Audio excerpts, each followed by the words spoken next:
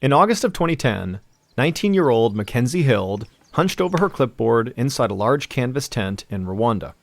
She had just finished her freshman year at Harvard University and was spending the summer working with HIV patients as a volunteer for a medical aid group.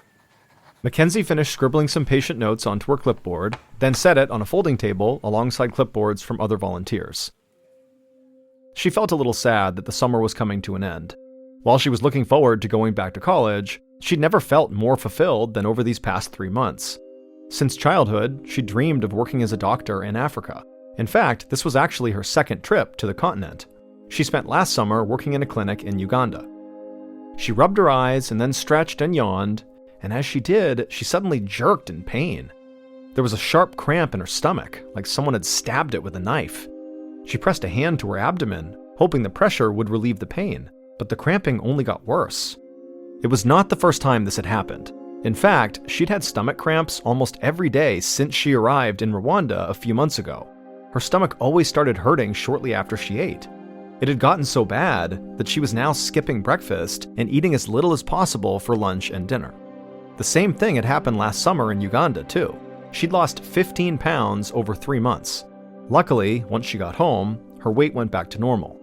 So, despite being surrounded by doctors this summer, Mackenzie hadn't told anyone about her stomach pains. She figured they were just a side effect of her anti-malarial drugs.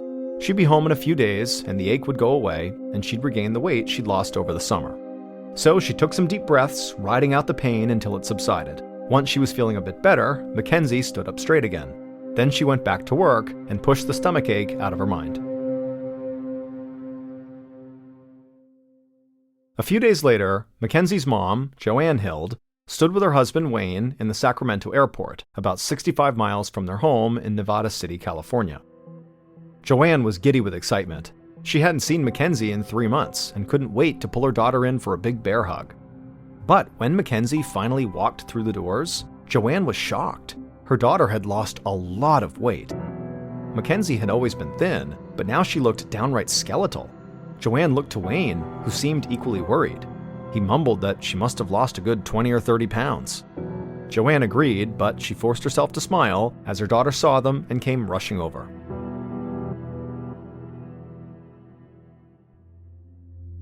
That night, Joanne sat in the living room with her daughter and husband, watching Jeopardy and Wheel of Fortune. Joanne had ordered pizza for dinner, thinking that a few hearty meals would help Mackenzie put the weight back on. But as they sat together, eating and watching TV, Joanne couldn't help but notice that Mackenzie hardly touched her food.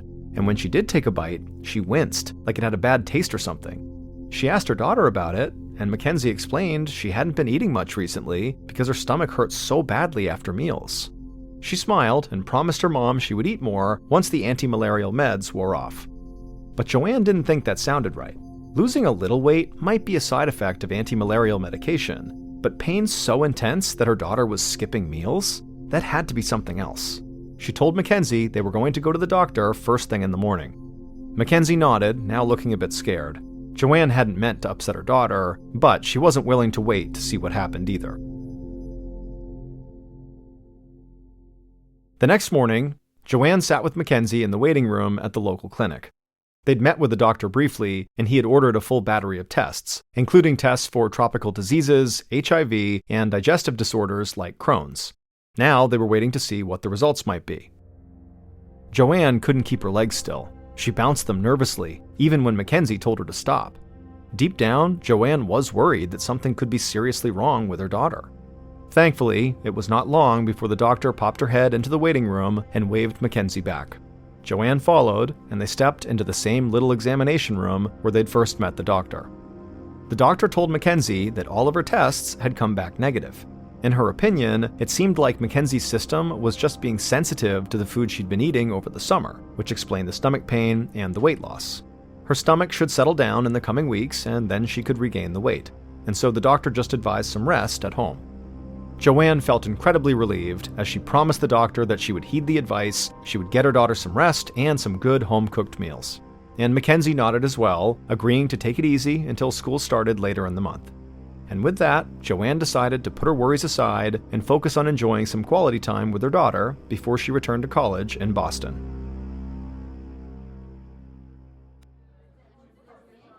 A few weeks later, Mackenzie sat at a large table in a wood-paneled dining hall, having dinner with some friends.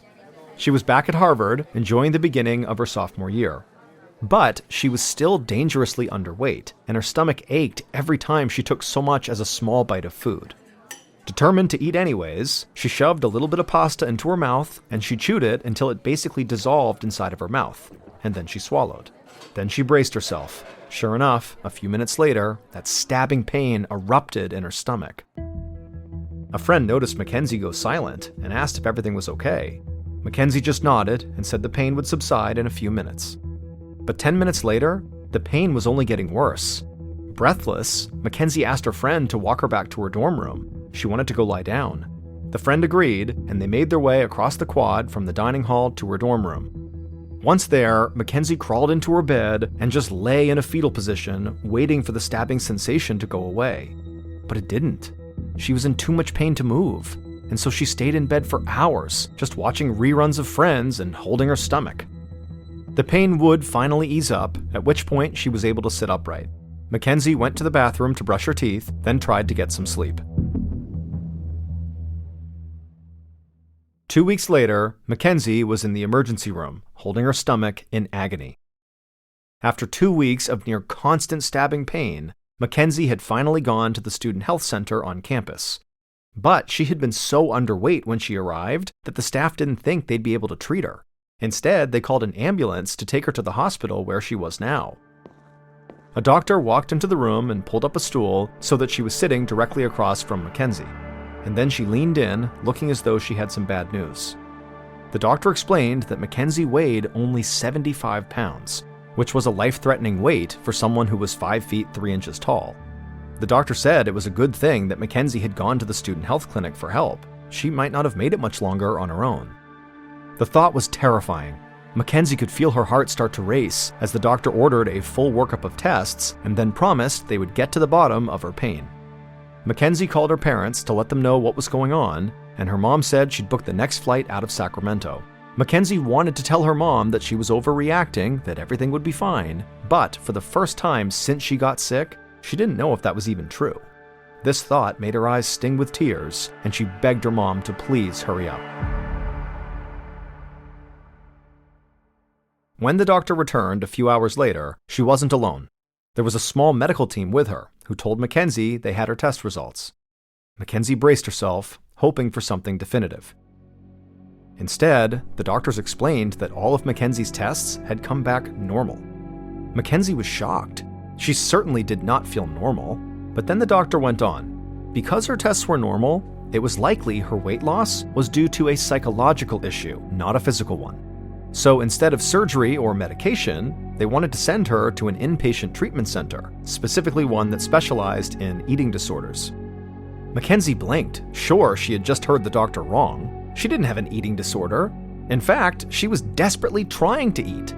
But the doctor just shook her head and said that while that might seem true, Mackenzie's extreme weight loss and the fact that she sometimes skipped meals altogether pointed to a diagnosis of anorexia.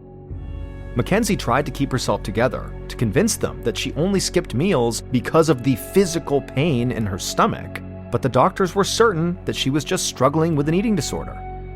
An hour later, Mackenzie felt so relieved when her mother walked into her hospital room. She began crying and then started trying to explain what the doctors had said to her, because she knew her mother would believe her. She would set the doctors straight.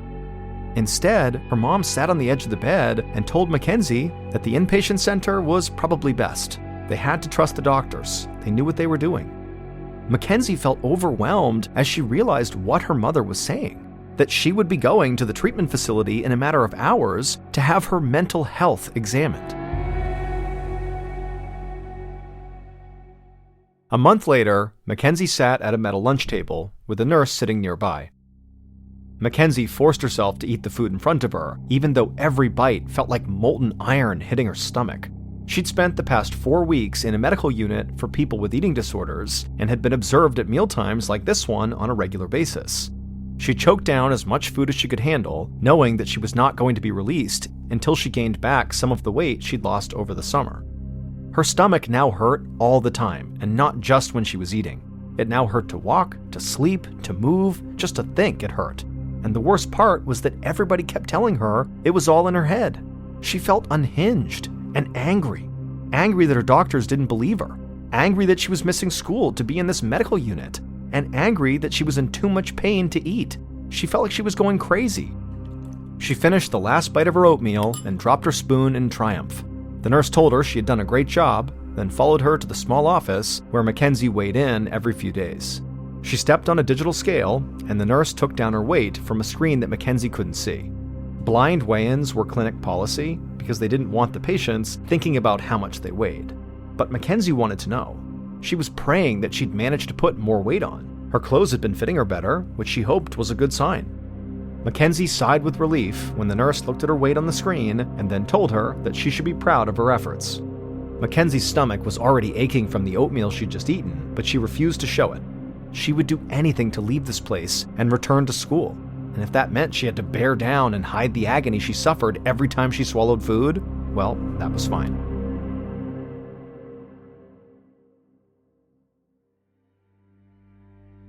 Five months later, in the spring of 2011, Mackenzie sat upright in a bed at a medical facility while a nurse took her vitals. Mackenzie's parents waited anxiously by her side. Thankfully, Mackenzie's weight had stabilized, which allowed her to move back home with her parents back in Nevada City. But eating was still extremely painful, and Mackenzie knew that if she didn't do something to fix it, her weight could plummet right back down again. So now, a doctor was about to insert a permanent feeding tube through Mackenzie's nose and down her throat. It was a radical idea, but Mackenzie's gastroenterologist thought it might help her maintain her weight. Nutrients would now bypass her hypersensitive stomach altogether and instead go directly to her small intestine. From now on, Mackenzie would have to navigate the world with a tube in her nose. But the doctor thought it might help her gut rest for a while and alleviate the pain, which could allow Mackenzie to go back to school. And to Mackenzie, that was worth the risk. The nurse finished taking her vitals, and a few minutes later, the doctor came in and got all the equipment ready. Mackenzie smiled at her parents as the doctor inserted the tube up her nose, down her esophagus, and into her small intestine. Her mom asked her how she was feeling. Mackenzie had to be honest. Not great. But at least she wasn't having stabbing pains in her stomach, and hopefully it would all be upwards from here.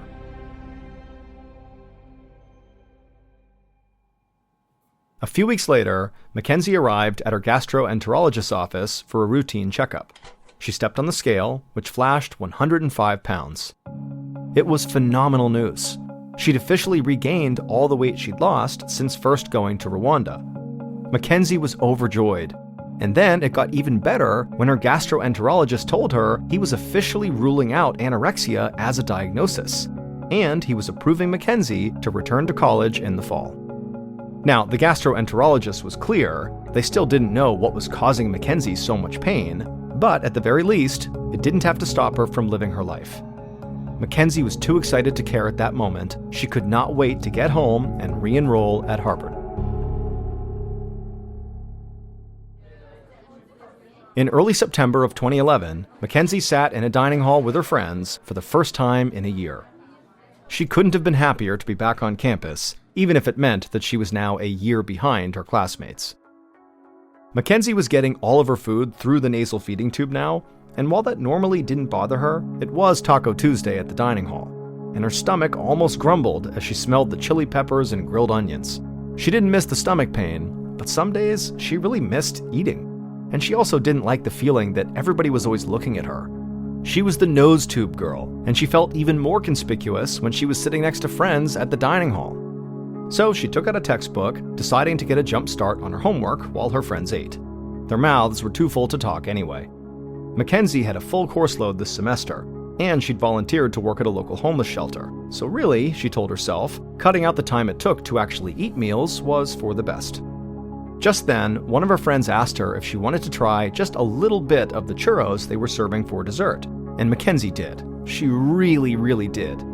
But she still shook her head no. She told her friend that she was enjoying her life and that really this was no big deal. But the friend frowned, not quite believing her, and then went back to eating. As for Mackenzie, she sighed and went back to her homework. The following summer, in July of 2012, Mackenzie stood in line at a burger shack outside of Albuquerque, New Mexico. She was spending the summer volunteering again, this time on Native American reservations in Arizona and New Mexico. She was thrilled to be back in the field, and best of all, she no longer had a feeding tube coming out of her nose. She stepped up to the counter and handed the cashier a list of orders. She apologized for the large volume. The food was for a clinic full of hungry doctors waiting on burgers and chicken sandwiches. But none of this food was for Mackenzie. Even though she no longer had a nasal feeding tube, she still wasn't eating. That May, surgeons had given her a stomach feeding tube that was less conspicuous than the one in her nose. They'd also removed her gallbladder to avoid the risk of gallstones, hoping that would relieve her pain somewhat. But her new feeding tube delivered nutrition to her stomach, and so she was getting those stabbing stomach pains again, even now as she stood outside the burger shack. They weren't as bad or as prolonged as when she actually ate food, but still, it hurt. Mackenzie stood around the parking lot, waiting for her order to be up and checking her watch. She was waiting for a phone consultation with her gastroenterologist, who she still checked in with routinely, and today she had a special request. She wanted to know when she could go back to volunteering in Africa.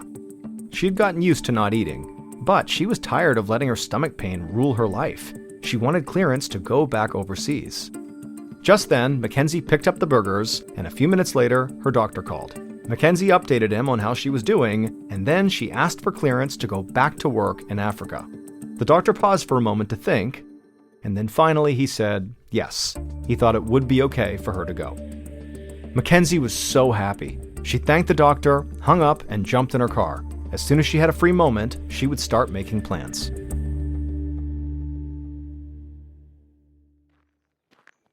Two years later, in the summer of 2014, Mackenzie's mom, Joanne, was on a hike with her husband, Wayne. It was a dry, hot day in the Sierra Nevada mountains in California, and Joanne could see Wayne, who was a little ahead of her on the trail, pouring some of their water over his head to cool off. Joanne was lagging behind him because she was in deep conversation with a fellow hiker. She was telling her new friend about her daughter, and he was nodding his head as Joanne described Mackenzie's struggle to live a full life despite her illness. Because this fellow hiker, whom she just met, happened to be a doctor at the University of California at San Francisco who specialized in advocating for patients with complex medical cases. Joanne explained that Mackenzie was currently in South Africa, volunteering after she graduated from Harvard in May. Her doctors had been reluctant to let her go, but said if she really felt called to return to Africa, well, South Africa would be okay. The doctor that Joanne was talking to on the trail raised his eyebrows and admitted that he was impressed. Mackenzie sounded like a really special person. He asked if he and a medical student could contact Mackenzie. He was currently teaching a course on medical advocacy, and Mackenzie's case sounded like an ideal mystery to investigate. Joanne couldn't hide her excitement. For the first time in 5 years, it felt like maybe, just maybe, they would get some real answers here. The moment Joanne and Wayne got back to their car, Joanne texted her daughter in South Africa, telling her all about the chance encounter with this doctor. A few weeks later, a medical student named Jessica Gould sat next to the professor Joanne had met on the hiking trail. They were about to join a Skype call with Mackenzie. Jessica had been helping her professor look over Mackenzie's case and devise questions and theories that might guide their Skype call, and so she felt prepared for this, but in all honesty, Jessica was nervous. She had read how many specialists had worked with Mackenzie, and she didn't know what she, a fourth-year medical student, could offer. There was a ding on the computer, and Mackenzie appeared on the screen. She was thin, almost frail, and looked impossibly tired, and not from a bad night of sleep, but from years of exhaustion. Despite that, she was smiling and waving, her brown hair pulled into a messy bun on the top of her head. Jessica admired Mackenzie's determination. She hoped there was some way they could help her. She and her professor said hello, and the more they spoke with Mackenzie, the more inspired Jessica became by her. She thought about how Mackenzie approached her chronic illness. Despite her constant pain, Mackenzie still found ways to help others thousands of miles from home. And so if Mackenzie could find ways to help others, well, Jessica could find a way to help Mackenzie. Several months later, Jessica was sitting in front of her laptop, as always, feeling exhausted. She was on a phone call with her professor, explaining that she still hadn't figured out what was wrong with Mackenzie. She was frustrated. She'd spent nearly every minute of her free time chasing down leads, devouring thousands of pages of records from different hospitals, and searching through medical databases, anything that could help her find a way to help Mackenzie Hild. But every lead she chased met a dead end. It was maddening, and she told her professor as much. He just sighed and was silent for a long moment. Then, he suggested Jessica go back and look at the more common diseases that all of Mackenzie's specialists had ruled out. Maybe Jessica's fresh perspective would unearth some clue these specialists had missed. Jessica doubted that she would find something that the country's top doctors had overlooked, but she didn't have any other leads to pursue, so she agreed.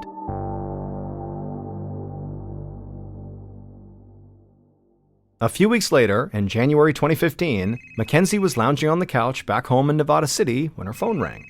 When she answered, the man who spoke to her was Dr. Christopher Skelly, the chief of vascular surgery at the University of Chicago Medical Center.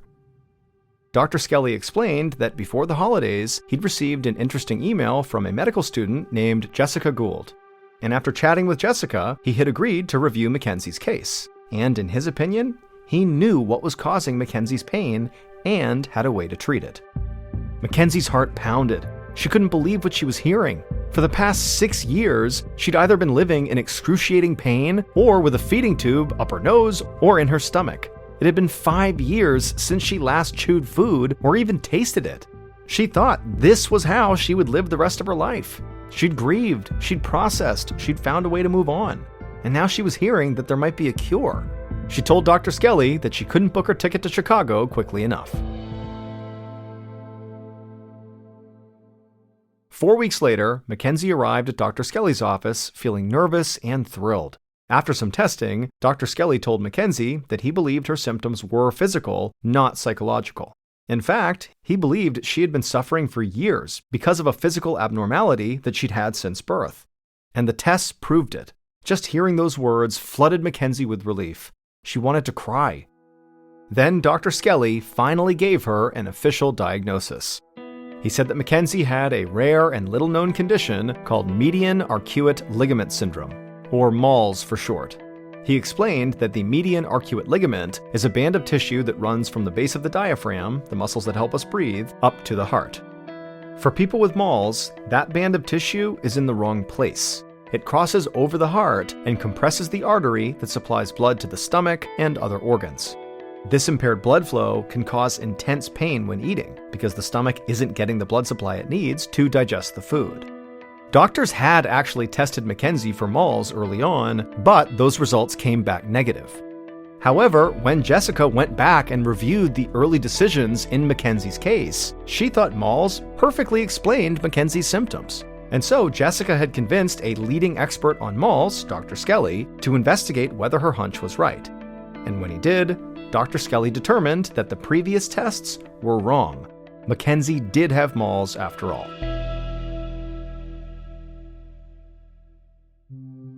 On March 18, 2015, Dr. Skelly performed a 2.5-hour surgery on Mackenzie to relieve the pressure on the artery supplying blood to her stomach.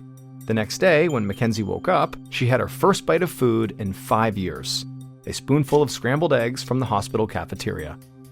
She chewed, she swallowed, and then she waited, and no pain came, and she burst into tears of joy.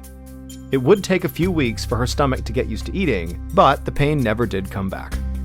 After recovering from MALS syndrome, Mackenzie went on to attend medical school at the University of Washington in Seattle.